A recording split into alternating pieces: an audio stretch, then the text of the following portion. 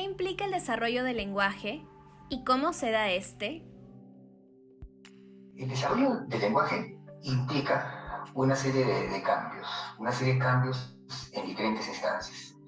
Cambios en el sistema nervioso, por ejemplo, la mielinización, la especialización de las neuronas, cambios cognitivos, lo que implicaría la evolución, la mejora de variables como la atención, la memoria, la percepción, y también implica la estimulación social, donde se incluyen pues, los modelos, donde se incluyen los patrones, donde se incluyen las diferentes lenguas. Entonces yo diría que, ¿qué cosa implica el desarrollo del lenguaje? Implica una serie de cambios, cambios que se suscitan al menos en tres instancias. El sistema nervioso, eh, cambios cognitivos y la estimulación de tipo social. Creo que en eso podríamos resumir qué cosa implica el desarrollo. Ahora, evidentemente, si nosotros queremos buscar indicadores del desarrollo, entonces esos indicadores van a ser de diferente tipo. Podemos tener indicadores a nivel fonético-fonológico, mejora la articulación, indicadores a nivel léxico-semántico, se incrementa el vocabulario, indicadores en el plano morfosintáctico, se perfeccionan las estructuras, la longitud media del enunciado se alarga, y cambios en el plano pragmático. ¿En qué medida considera que la cultura influye en la producción del lenguaje? Definitivamente es vital. Yo lo que observo es lo siguiente. Muchas veces en el área de la psicología, cuando nos referimos al lenguaje, nos centramos mucho en los aspectos neurobiológicos y olvidamos algo que es vital para nosotros, que es los modelos, los elementos externos. En general, como tú lo estás denominando, la cultura. La cultura proporciona por lo menos modelos de tipo fonético-fonológico. Bien, estamos en el Perú, tenemos una determinada cultura y utilizamos un determinado tipo de fonemas. Entonces, la cultura, la sociedad, el ambiente proporciona estos fonemas que nosotros tenemos que incorporarlos y grabarlos. En el español de Lima nosotros nos manejamos con 17 sonidos consonánticos y 5 vocálicos. Y con esos 17 consonánticos y 5 vocálicos armamos todas las palabras habidas y por haber, infinitas palabras. ¿Qué más proporciona la cultura? La cultura nos proporciona el orden canónico de las palabras. Nosotros decimos el perro grande, el carro bonito, ¿bien? La pelota roja. Tenemos un orden canónico para las frases, y no solamente para las frases, sino también para la estructura de las palabras. A veces yo hago una práctica con mis estudiantes y digo, invéntenme palabras, y me inventan palabras, díganme las palabras inventadas, y me dicen, por ejemplo, la tipu, pirupi, perfecto, y así se les ocurren una serie de palabras. Todas esas palabras que se les ocurren tienen un orden canónico establecido. Consonante, vocal, consonante, vocal, consonante, consonante, consonante, vocal. Eso lo tenemos ya nosotros incorporado. ¿A partir de qué? De los modelos que vamos recibiendo. Si cualquiera de ustedes les pidiera en este momento, háganme una lista de palabras inventadas, todos ustedes utilizarían esas combinaciones. Vocal consonante, pa, ta, ca, utilizarían, consonante vocal, pa, ta, ca, utilizarían consonante, consonante vocal, la, cra, gra, utilizarían consonante, vocal, consonante, cal, pal, tal, y todas las palabras que inventarían seguramente que salían en esa línea porque eso lo tienen incorporado y eso lo aprendieron gracias a los modelos.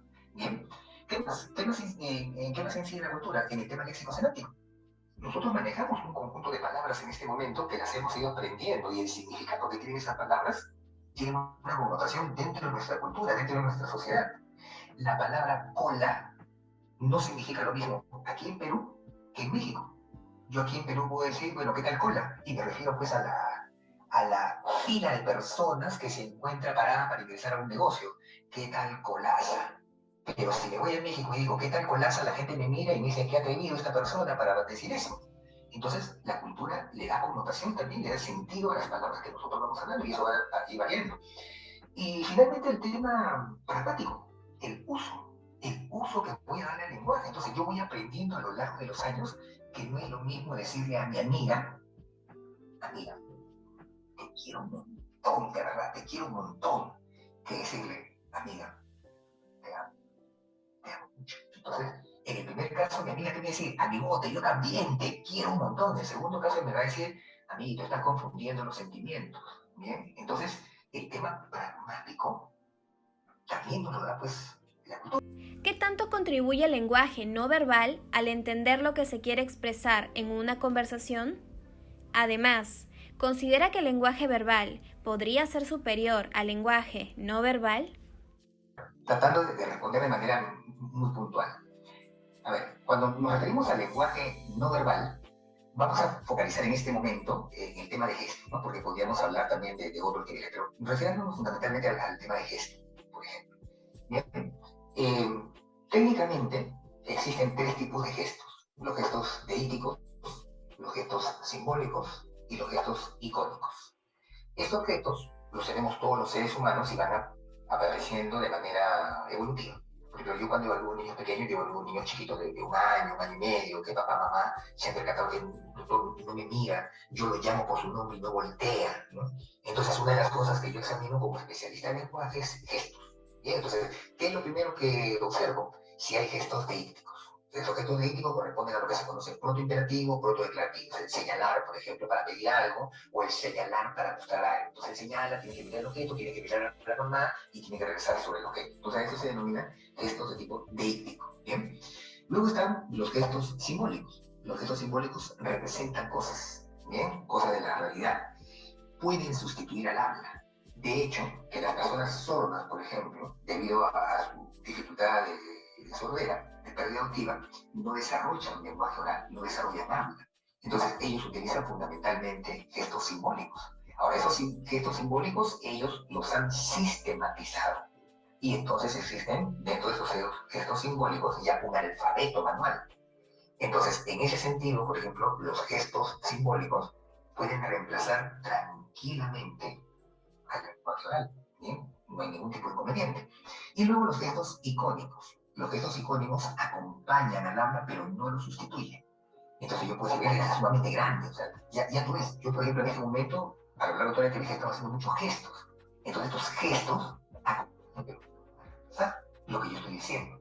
Pero si yo utilizara, tengo colegas, tengo amigas que trabajan con personas sordas, entonces ellos reemplazan, sustituyen el lenguaje oral utilizando gestos simbólicos que están evidentemente sistematizados, están organizados. Entonces, tu pregunta puntual era si es superior la utilización de un habla o de una comunicación no verbal a una comunicación verbal. Yo diría que tiene ventajas y desventajas cada caso. Evidentemente una comunicación oral es mucho más rápida, es mucho más rápida, pero que una comunicación no verbal. Pero eso no significa que no exista una potencia en la comunicación. Ahora, si nosotros nos ponemos en la perspectiva del oyente, indudablemente aquella persona que solo utiliza gestos de una comunicación de tipo no verbal, nosotros desde nuestra perspectiva vamos a ver que se encuentra limitado. Pero si nos ponemos en la perspectiva de ellos, probablemente no. Ahora, termino con esto. ¿Qué muestra mucho la investigación, por ejemplo, ¿no? Que definitivamente el tema del lenguaje oral aporta muchísimo para el desarrollo cognitivo. Busquen ustedes, los invito a buscar, por ejemplo, la cantidad de personas sordas que acceden a educación superior versus la cantidad de personas ciegas que acceden a educación superior. Ustedes van a observar que la cantidad de personas sordas es significativamente menor a la cantidad de personas ciegas.